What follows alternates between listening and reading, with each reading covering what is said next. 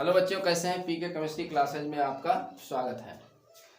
बच्चों, आज हम सॉल्यूशन चैप्टर का अगला टॉपिक पढ़ने जा रहे हैं, आदर्श विलयन, आइडियल सॉल्यूशन। देखते हैं फटाफट इसको हम देखते हैं। आदर्श विलयन किसे कहते हैं? हमने आपको राउल्स का नियम पढ़ाया है। तो आदर्श विलयन वही होते हैं जो राउल्स के नियम का पालन करते हैं, और जो राउल्स के नियम का पालन नहीं करते हैं वो आदर्श विलयन नहीं कहलाते हैं। तो वह वे सभी विलयन जो किसी भी ताप तथा सांद्रता पर राउल्ट के नियम का पालन करते हों, आदर्श विलयन कहलाता है।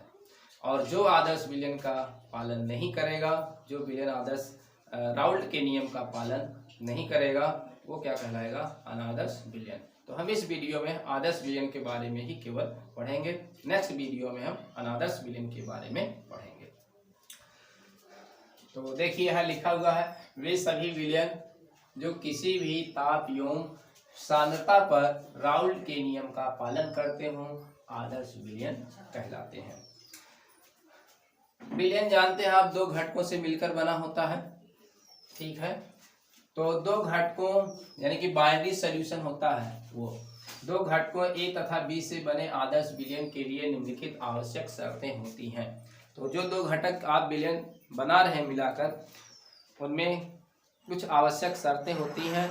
अगर उन्हीं शर्तों का पालन करते हैं वे विलयन, तो वही क्या कहलाते हैं? आदर्श विलयन कहलाते हैं।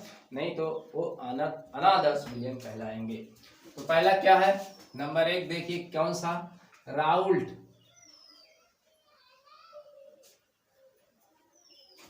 पहला देखिए यहाँ आपका है नंबर 1, या राउल्ट के नियम का पालन करता है। किसका पालन करता है? राउल्ट के नियम का पालन करता है। राउल्ट का नियम क्या था? P total equal to PA plus PB। ये आपका विलयन का कुल जो है प्रेशर है, दाब है, और ये PA का आंशिक दाब प्लस क्या है? PB, जो आपका प्योर लिक्विड A था, प्योर लिक्विड B था, उसका क्या है? आंशिक दाब का योग होता है क्या? टोटल जो प्रेशर होता है ना। तो ये जो कुल प्रेशर है, यहाँ पर दो तरीके से हम इसकी गणना करेंगे। एक तो प्रयोगात्मक जो है वैल्यू इसकी होगी, और एक क्या होगी? राउल्ट के नियम से हम कैलकुलेशन करेंगे। तो यहाँ पर देखिए लिखा है ऑब्जर्व्ड वैल्यू या एक्सपेरिमेंटल वैल्यू कह सकते हैं। ऑब्जर्व्ड वैल्यू या एक्सपेरिमेंटल वैल्यू किससे निकालते हैं हम? मैनोमीटर से। तो जो मैनोमीटर से हम वैल्यू निकालते हैं, क्या वही प्रेशर, जो प्रेशर हम मैनोमीटर से निकाले, अगर यहाँ प्रेशर क्या आपका 2 atm है, अगर प्रेशर आपका क्या है 2 atm यहाँ अगर हम मैनोमीटर से निकालें, अगर हम उसको फिर राउल्ट के नियम से कैलकुलेटेड वैल्यू निकालें उसको इन दोनों का, और फिर योग करें, क्या वही 2 atm यहाँ भी आता है? अगर यही दोनों वैल्यू आपस में क्या होते हैं? बराबर होते हैं, तब हम कह सकते हैं कि यह आदर्श विलयन जो है राउल्ट के नियम का पालन करता है, ठीक है। इसी तरीके से हम यहाँ ऑब्जर्व वैल्यू PA आंशिक दाब का ऑब्जर्व वैल्यू यानी कि एक्सपेरिमेंटल वैल्यू, ये equal to P naught A zeta A। P naught A क्या था आपका? जो शुद्ध द्रव आपका था, उसका शुद्ध अवस्था में उस द्रव का प्रेशर था, यानी शुद्ध प्रेशर है, लिक्विड शुद्ध प्रेशर यहाँ पर है, और एक मोल फ्रैक्शन है A का। इसी तरीके से यहाँ आपका PV इक्वल टू क्या होगा? ऑब्जर्व्ड वैल्यू क्या होगा? और राउल्ट के नियम से जो कैलकुलेटेड वैल्यू है इसके क्या होनी चाहिए? बराबर होनी चाहिए। तो ये वैल्यू इसके वैल्यू के क्या होनी चाहिए? बराबर होनी चाहिए। यानी जो राउल्ट के नियम से हम कैलकुलेशन करें वो प्रयोगात्मक वैल्यू के क्या होनी चाहिए? बराबर होनी चाहिए। जो राउल्ट के नियम से यहाँ हम प्रेशर निकाले वो क्या होना चाहिए? ये जो है प्रयोगात्मक वैल्यू के क्या होनी चाहिए? बराबर होनी चाहिए, तभी ये राउल्ट के नियम का पालन करता है। दूसरा चीज हम यहाँ देखते हैं, दूसरी शर्त क्या है? दोनों घटकों के मिलाने पर विलयन का आयतन दोनों घटकों के आयतन के योग के बराबर होता है। तो हम जो दो घटक मिलाते हैं उनका जो आयतन का योग हो, और जो विलयन जब मिल जाए तो उसका जो आयतन हो, दोनों आयतन क्या होना चाहिए? बराबर होना चाहिए। अर्थात उनके आयतन में कुछ भी परिवर्तन नहीं होना चाहिए। जितना आप मिलाएं बाद में दोनों मिलने के बाद भी उतना आयतन होना चाहिए, आयतन में कोई परिवर्तन नहीं होना चाहिए। हाँ, आप यही जानते हैं कि दो चीजें आप 20-20 ml मिला दिए तो वहाँ 40 ml होना चाहिए, यही तो ये एडिशन कहता है, योग जो कहता है वही होना चाहिए। लेकिन अनादर्श विलयन में ऐसा नहीं होता है, हमेशा ऐसा नहीं होता है। कभी कम भी हो जाएगा, आप 20-20 ml आप मिलाएंगे तो 25 ml हो जाएगा, या 20-20 ml मिलाएंगे तो आपका क्या हो जाएगा, वो आपका 15 ml ही रह जाएगा। तो ये कम और ज्यादा भी हो सकता है, ऐसा अनादर्श विलयन में होता है, आदर्श विलयन में नहीं होता। आगे हम इसको देखेंगे। तो देखिए यहाँ डेल्टा वी मिक्स यानी कि विलयन दोनों घटकों को मिलाने पर जो डेल्टा वी मिक्स होगा वो क्या होगा, 0 होगा, उसमें कोई परिवर्तन नहीं होगा। जैसे मान लीजिए कि ए घटक को बी घटक का 20 ml इसका लिया और प्लस 20 ml जो है इसका लिया, और ए बी जो आपका ये क्या होगा सॉल्यूशन बना, तो कितना होना चाहिए आपका 40 ml होना चाहिए। ठीक, ये दोनों मिलकर कितना हो जाए 40। लेकिन दोनों का जो अंतर होगा भाई, जितना इधर है उतना इधर है, कोई परिवर्तन हुआ है यहाँ नहीं। अगर दोनों का अंतर आप निकालेंगे तो क्या होगा, शून्य होगा, कोई भी परिवर्तन नहीं होगा, यानी कि आयतन इसमें आदर्श विलयन में आयतन में परिवर्तन नहीं होता है। तीसरा देखते हैं, दोनों घटकों को मिलाने पर इंथैल्पी परिवर्तन क्या है, इंथैल्पी परिवर्तन अपरिवर्तित रहता है, यानी कि इंथैल्पी परिवर्तन अपरिवर्तित रहता है। इंथैल्पी जो परिवर्तन उसमें कोई चेंजेस नहीं होती है, अर्थात ना तो इसमें ऊष्मा का अवशोषण होता है, ना ही ऊष्मा का क्या होता है, उत्सर्जन ही होता है। अर्थात डेल्टा एच जो मिक्स होता है वो क्या होता है, शून्य होता है। कैसे शून्य होता है हम इसको देखते हैं, देख लीजिए, यहाँ हम ऊपर दिखाते हैं आपको।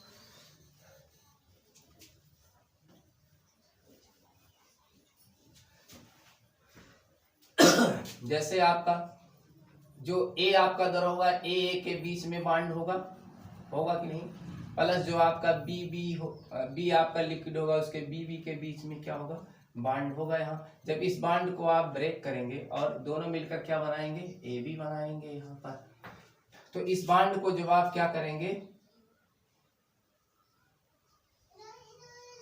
बांड को ब्रेक करेंगे, यहाँ पर इस बांड को तोड़ेंगे, ब्रेक करेंगे, तो जब आप ब्रेक करेंगे तो ऊष्मा का क्या होता है, अवशोषण होता है। यहाँ पर ब्रेक करने पर ऊष्मा लगती है ना, ऊष्मा का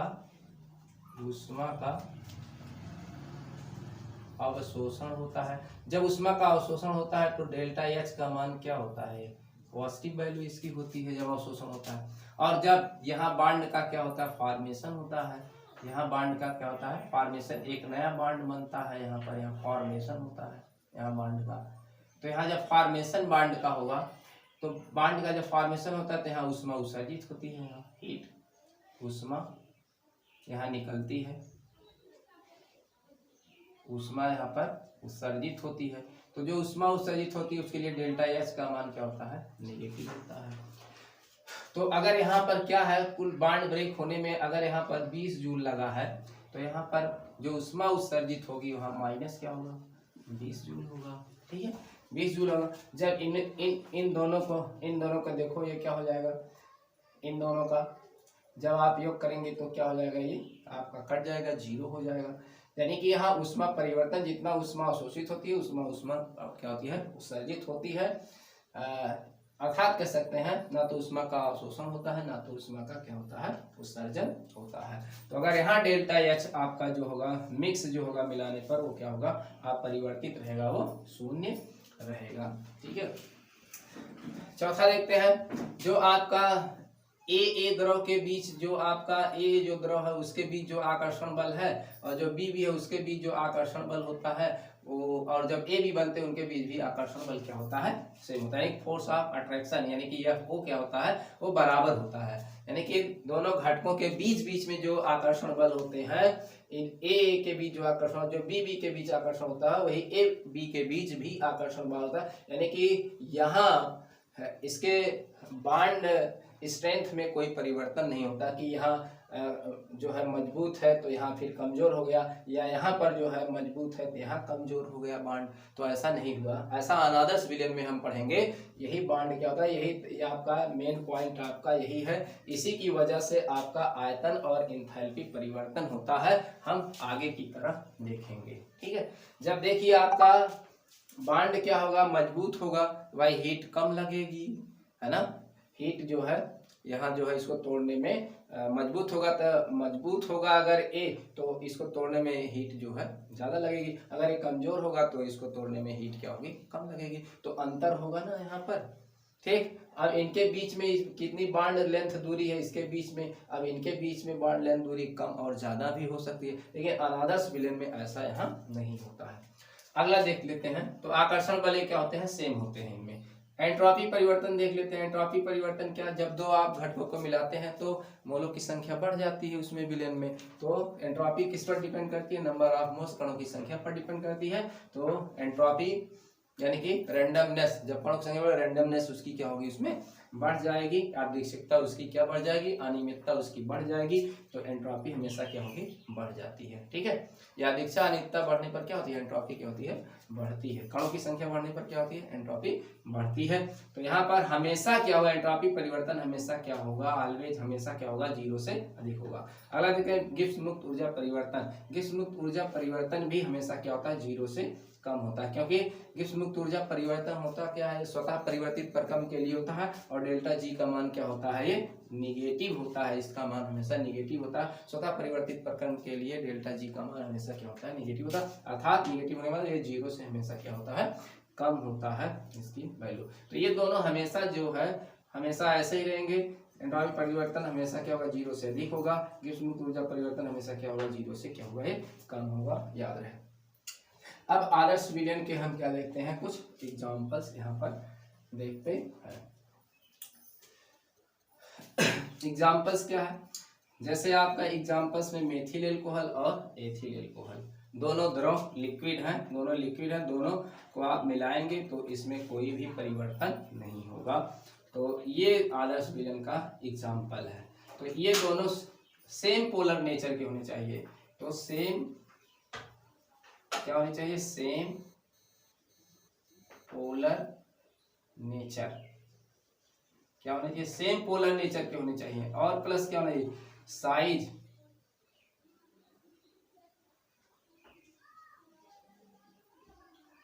नियरली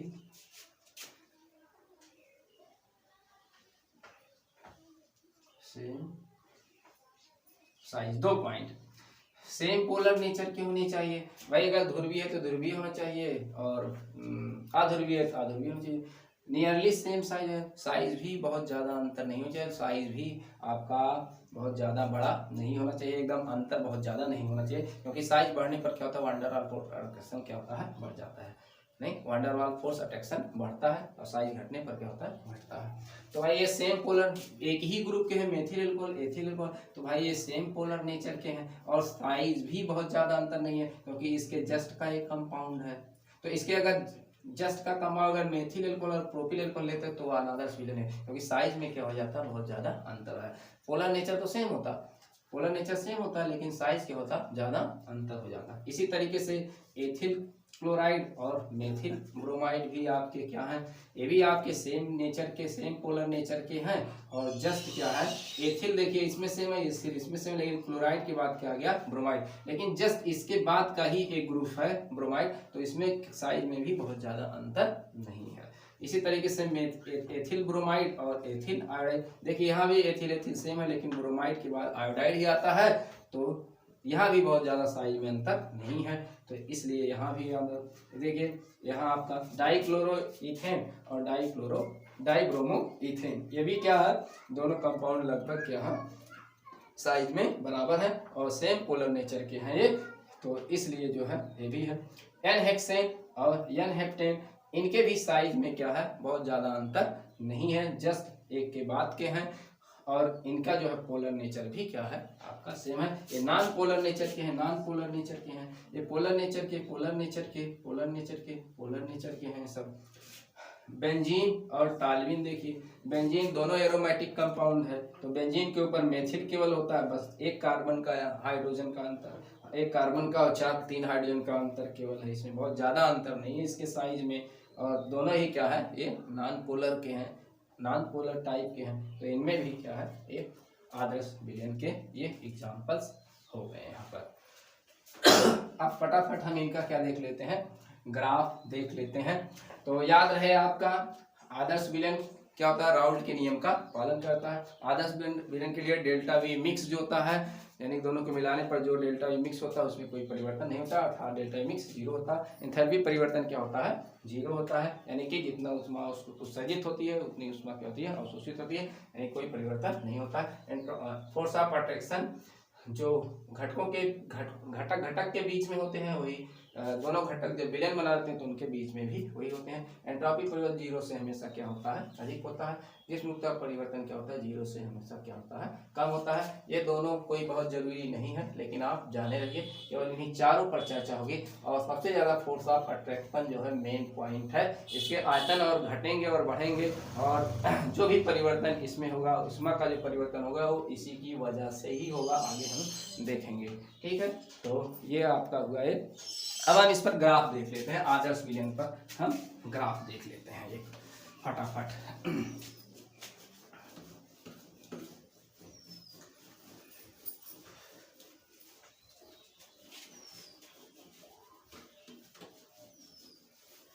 ग्राफ क्या होगा, देखिए आदर्श विलयन का,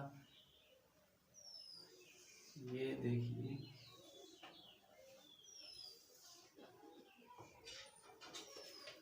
इधर देखिए प्रेशर है, इस साइड में आपका प्रेशर होगा और इस साइड में आपका क्या होगा, जीटा मोल फ्रैक्शन इधर। ठीक है, इधर मोल फ्रैक्शन बढ़ रहा है, इधर आपका क्या है, प्रेशर बढ़ रहा है। तो दो यहाँ पर लिए हैं, दो घटक होते हैं, दोनों घटकों के लिए यहाँ पर ले रहे हैं। अब देखिए यहाँ पर अगर मोल फ्रैक्शन यहाँ एक घटक का मोल फ्रैक्शन आपका क्या है, यहाँ पर 1 है, तो यहाँ पर बी घटक का मोल फ्रैक्शन 0 होगा। यहाँ ये 1 है, और यहाँ क्या होगा, ए का आपका क्या होगा, मोल फ्रैक्शन यहाँ पर 0 होगा, और यहाँ पर क्या होगा, बी का क्या होगा, यहाँ पर मोल फ्रैक्शन 1 होगा। यानी कि देखिए ए का जो मोल फ्रैक्शन यहाँ पर क्या है, 0 है, तो इधर आएंगे तो क्या हो रहा है, बढ़ रहा है, 1 हो गया है यहाँ पर, 0 से बढ़ रहा है। और बी का आपका क्या है, मोल फ्रैक्शन यहाँ 0 है, और इधर जा रहे हैं तो बी का मोल फ्रैक्शन क्या हो रहा है, बढ़ रहा है। तो बी का मोल फ्रैक्शन इधर बढ़ रहा है और ए का मोल फ्रैक्शन इधर से इधर, और प्रेशर क्या होगा, इधर बढ़ेगा। तो देखिए मोल फ्रैक्शन इधर से, इसका जो ग्राफ होगा, इसका ग्राफ हम मान लेते हैं किसी का वाष्प दाब यहाँ कम होगा, ग्राफ बना देते हैं। तो मान लीजिए कि ए वाले का जो ए आपका लिक्विड है, इसका जो है, इसका वाष्प दाब जो है ज्यादा है बी की अपेक्षा, है ना। तो बी से ए का वाष्प दाब क्या है, इसका जो वाष्प दाब है ये ज्यादा है। ठीक है, तो यहाँ ग्राफ, तो इसका ग्राफ ऊपर होगा, इसका ग्राफ क्या होगा, नीचे होगा। तो देख लेते हैं इसके लिए जो ग्राफ होगा, इसके लिए जो ग्राफ आपका हो जाएगा, ये यहाँ से आप खींचिए, टेढ़ा हो गया तो इसको सीधा बनाइए। हाँ चलिए, सीधा ग्राफ इसके लिए ये हो गया। तो ये क्या हो गया, ये आपका हो गया पी नॉट, ए का वेपर प्रेशर हो गया है शुद्ध, है ना, ए का।